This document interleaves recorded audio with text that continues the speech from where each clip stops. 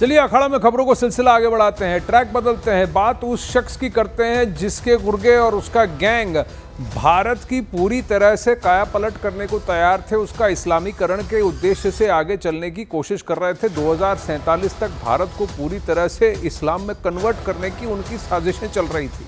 यही तथ्य बाहर निकल के आ रहे हैं रेडिकलाइजेशन और टेरर के साथ। छांगुर के अवैध धर्मांतरण लोक की अब डराने वाली कहानियां सामने आने लगी। न्यूज़ 18 इंडिया की टीम ने कुछ ऐसे लोगों से संपर्क किया जो उसके अपराध की दुनिया के सताए हुए लोग हैं। सुनिए उनकी व्यथा।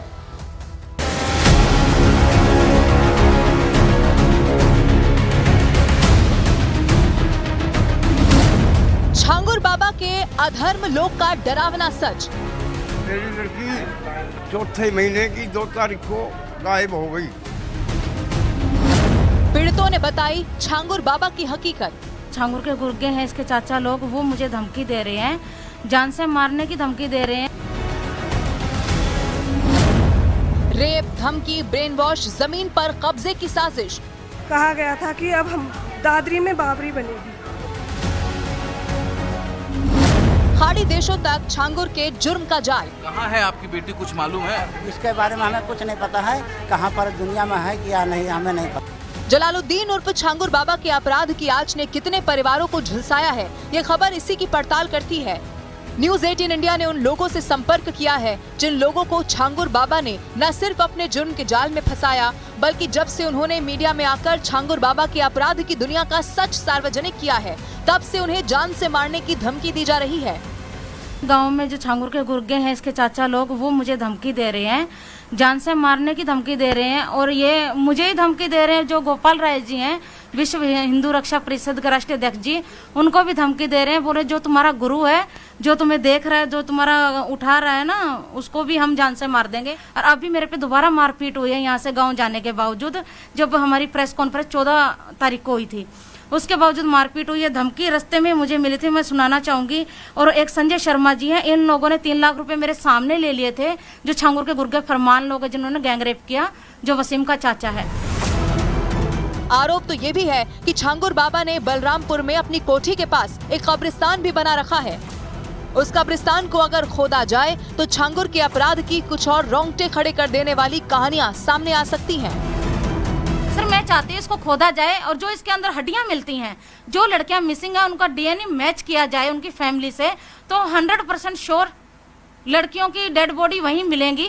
और जो जिंदा हैं तो वो बेच दी गई होंगी, जैसे कि ये बहरीन में बेच देते हैं, सऊदी में बेचते हैं लड़कियां, नेपाल के जरिए ये लोग सप्लाई करवाते हैं, नेपाल से ही सीधा वो करते हैं ये लोग। इनकी बहुत सिंडिकेट बहुत बड़ा है सर। बलरामपुर के एक परिवार से भी हमारी मुलाकात हुई, जिसने हमें बताया कि उनके परिवार की बेटी को न सिर्फ बहला फुसलाकर अपने जाल में फंसाया गया, बल्कि उनकी बेटी के साथ छांगुर बाबा ने रेप भी किया। इसी की बहन है, इसकी लड़की है।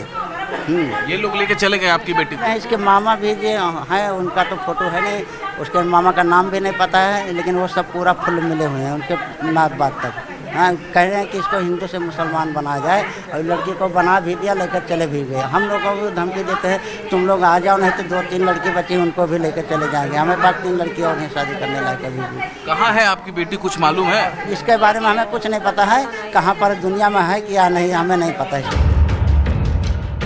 दादरी की एक महिला ने छांगुर बाबा के अपराध की दुनिया का एक और सनसनीखेज सच बताया।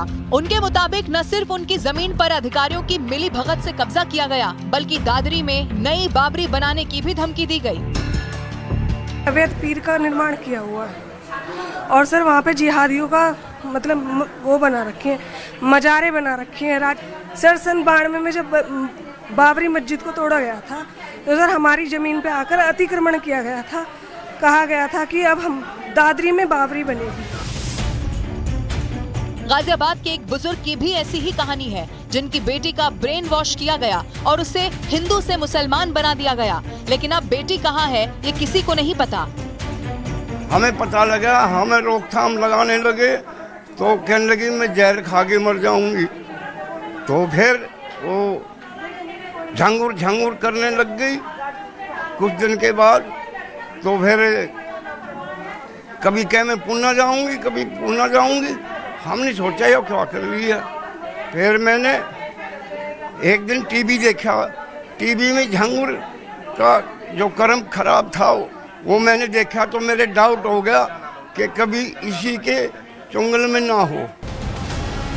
झांगुर बाबा के जुर्म की परतें जैसे जैसे खुल रही है, वैसे वैसे ये साबित हो रहा है कि कितने लंबे वक्त से इस अवैध धर्मांतरण की साजिश को बुना जा रहा था।